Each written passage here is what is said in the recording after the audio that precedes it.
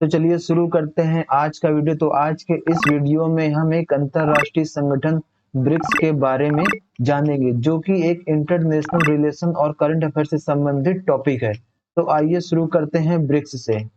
तो जैसे कि आप सब जानते हैं कि 16वें ब्रिक्स शिखर सम्मेलन का आयोजन 22 से 24 अक्टूबर 2024 को कजान, रूस में किया गया और इस वर्ष के शिखर सम्मेलन का विषय निष्पक्ष वैश्विक विकास और सुरक्षा के लिए बहुपक्षवाद को मजबूत करना था।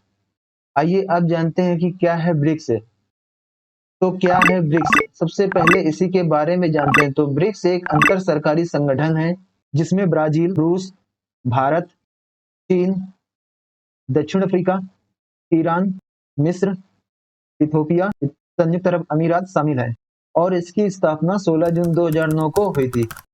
इसमें ईरान, मिस्र, इथोपिया और संयुक्त अरब अमीरात 2024 में शामिल हुए थे। ठीक है। और इन ब्रिक्स देशों की सरकारें 2009 से हर साल औपचारिक शिखर सम्मेलन में बैठक करती हैं और बहुपक्षीय नीतियों का समन्वय करती हैं। ब्रिक्स के बीच द्विपक्षीय संबंध मुख्य रूप से गैर हस्तक्षेप, समानता और पारस्परिक लाभ पर आधारित है।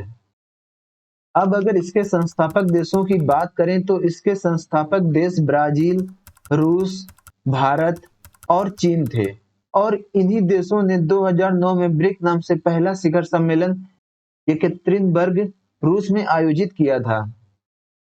इस शिखर सम्मेलन का ध्यान वैश्विक आर्थिक स्थिति में सुधार और वित्तीय संस्थानों में सुधार पर केंद्रित था। आइए इसके बाद देखते हैं कि कब दक्षिण अफ्रीका इस समूह का सदस्य बना। ठीक है। तो चीन द्वारा औपचारिक रूप से इसमें शामिल होने के लिए दक्षिण अफ्रीका को आमंत्रित किए जाने पर दक्षिण अफ्रीका 2010 में समूह में शामिल हो गया और इसके बाद 2011 में सदस्य के रूप में पहले शिखर सम्मेलन में भाग लिया, जिसके बाद से ब्रिक का नाम ब्रिक्स हो गया, जिसमें एस दक्षिण अफ्रीका को दिखाता है। इसके बाद ईरान, मिस्र, इथोपिया, संयुक्त अरब अमीरात ने रूस में 2024 शिखर सम्मेलन में सदस्य देशों के रूप में अपने पहले शिखर सम्मेलन में भाग लिया। ठीक है। आइए अब बात करते हैं इस संगठन के उद्देश्य के बारे में कि इस संगठन के क्या उद्देश्य हैं, किन उद्देश्यों, किन ऑब्जेक्टिव को लेकर ब्रिक्स संगठन को बनाया गया था। तो इस संगठन के उद्देश्य हैं निवेश के अवसरों को उजागर करना, विदेशी निवेश रणनीतियां बनाना, राजनीतिक और सुरक्षा सहयोग करना, नई वैश्विक मुद्रा को प्रचलन में लाना, आपसी सहयोग को बढ़ावा देना और वैश्विक शासन में सुधार लाना। ये थे ब्रिक्स के उद्देश्य। आइए अब बात करते हैं ब्रिक्स संगठन के महत्व के बारे में, इसके सिग्निफिकेंस के बारे में। ठीक है। तो संयुक्त रूप से ब्रिक्स सदस्य दुनिया की लगभग 30% भूमि और वैश्विक आबादी का 45% हिस्सा रखते हैं।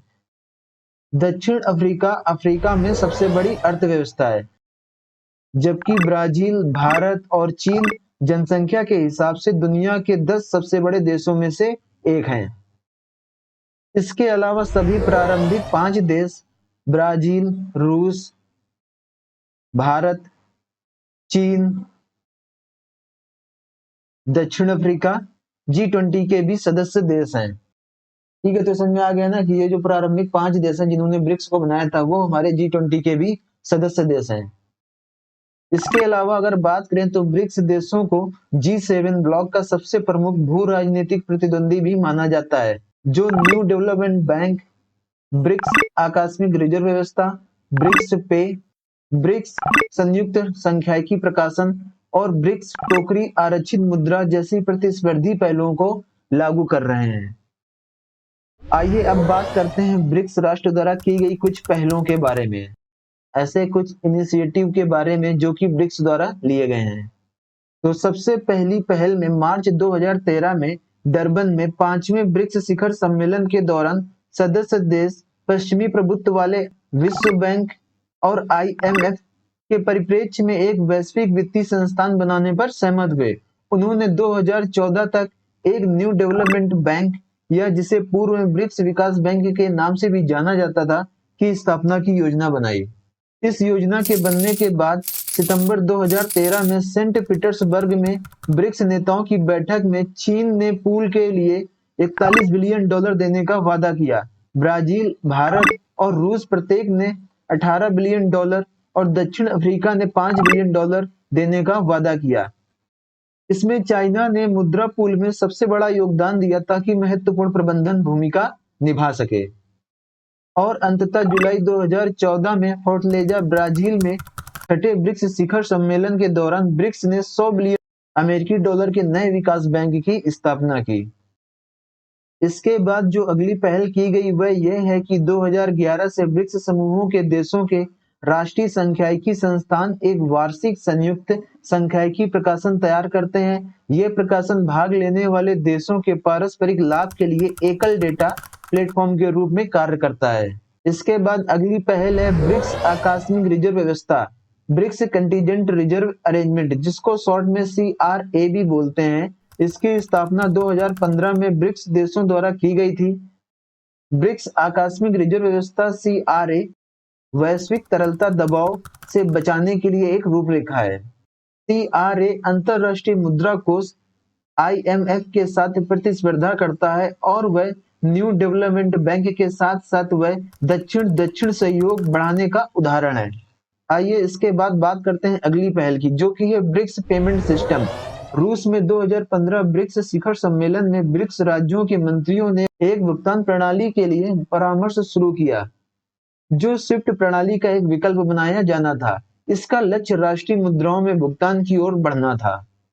आइए अब बात करते हैं 2024 में ब्रिक्स के विस्तार की। ठीक है, जो 2024 में ब्रिक्स में विस्तार हुआ उसके बारे में देखते हैं।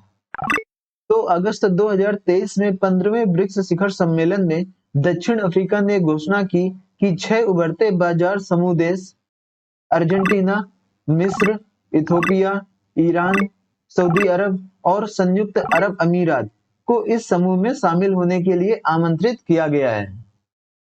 लेकिन नवंबर 2023 में अर्जेंटीना के आम चुनाव के परिणाम स्वरूप अर्जेंटीना ने ब्रिक्स की सदस्यता आवेदन वापस ले लिया। सऊदी अरब भी ब्रिक्स में यह कहते हुए शामिल नहीं हुआ कि वह अभी इस मामले पर विचार कर रहा है। इन दो देशों के अलावा मिस्र, इथोपिया, ईरान, सऊदी अरब अमीरात ब्रिक्स समूह के सदस्य बन गए। तो यह था ब्रिक्स, जिसके बारे में हमने अभी देखा, जो कि इंटरनेशनल रिलेशन से संबंधित टॉपिक का महत्वपूर्ण विषय है। आई होप ब्रिक्स के बारे में समझ में आया होगा। मिलते हैं अगले किसी और वीडियो में किसी और टॉपिक के साथ, तब तक के लिए धन्यवाद।